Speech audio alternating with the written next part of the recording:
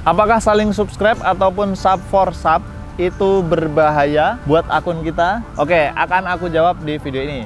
Assalamualaikum warahmatullahi wabarakatuh. Balik lagi di channel ini guys, bareng gua Muhammad Ali Murtado. Dan di video kali ini aku akan ngebahas tentang beberapa hal yang menarik dan mungkin aja bakal jadi inspirasi buat kalian yang mau ngawalin konten. Oke. Jadi ada beberapa pertanyaan nih dari teman-teman pemula. Bang, sub for sub bahaya nggak sih? Nah, aman nggak sih sub for sub ya guys ya?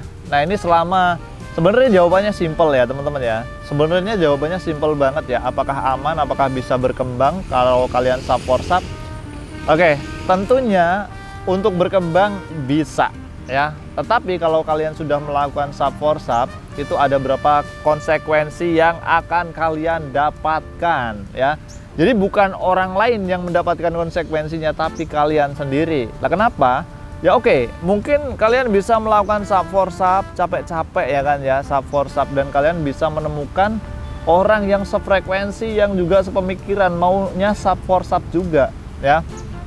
Dan rata-rata si sub for subber itu nggak akan sukses. Catat ya, nggak akan sukses sub for subber. Karena apa? Setelah mereka sub for sub, itu ada salah satu mungkin yang berkhianat. Ya nggak sih? Pernah nggak sih? Aku aja pernah ya kan? Nah itu dia. Di antara sub for subber itu akan ada yang salah satunya berkhianat. Oke. Nah, daripada kalian dikhianati ya kan ya, mending kalian gimana caranya buat konten yang bagus, gimana caranya bikin konten yang menarik, yang bisa mendatangkan audiens secara natural yang disukai oleh orang banyak.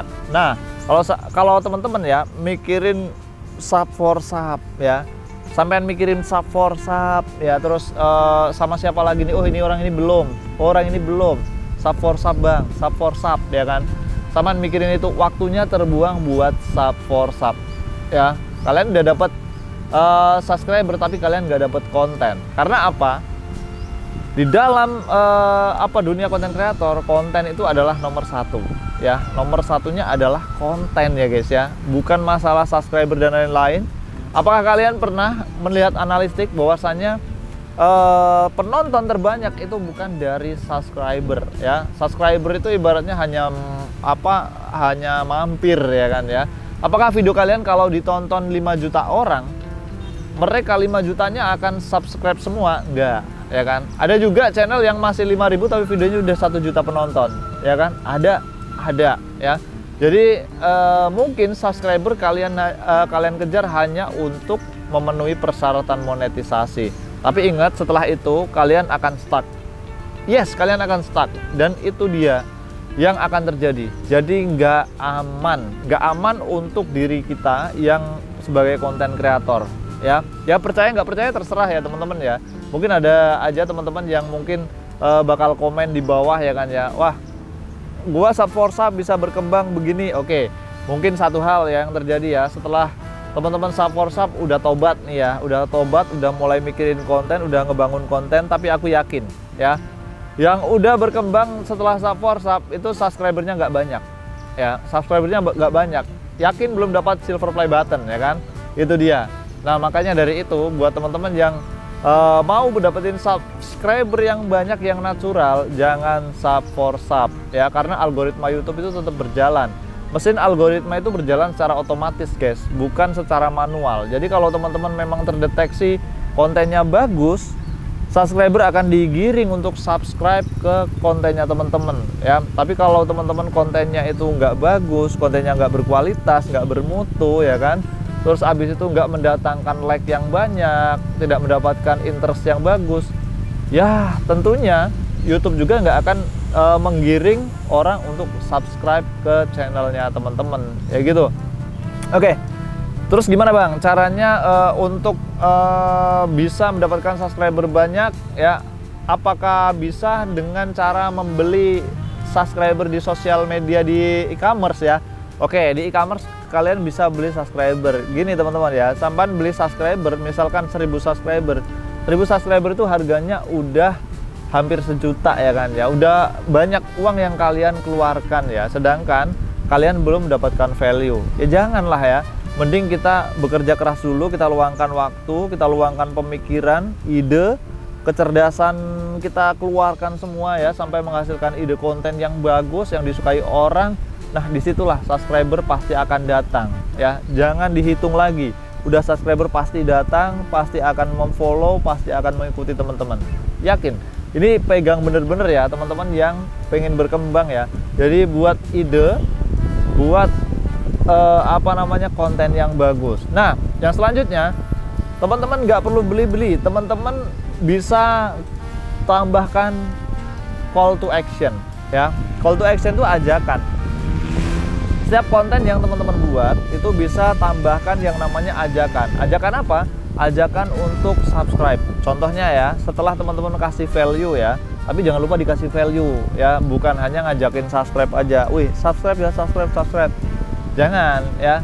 Tapi teman-teman berikan value dulu ya, jangan jangan kelihatan berharap banget, subscribe dong ya, subscribe dong, please subscribe gitu. Jangan ya. Kasih nih informasi, kasih value ya kan. Misalkan teman-teman tentang iPhone nih bahasnya ya kan ya. Pengen beli iPhone yang murah, aku rekomendasikan ya, tapi jangan lupa subscribe.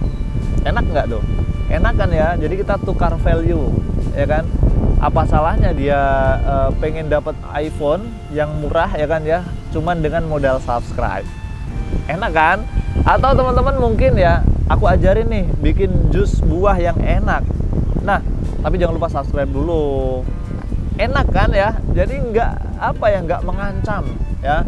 Kita juga kita barter value, kasih value ya kan. Terus habis itu kita berikan manfaat buat orang lain ya.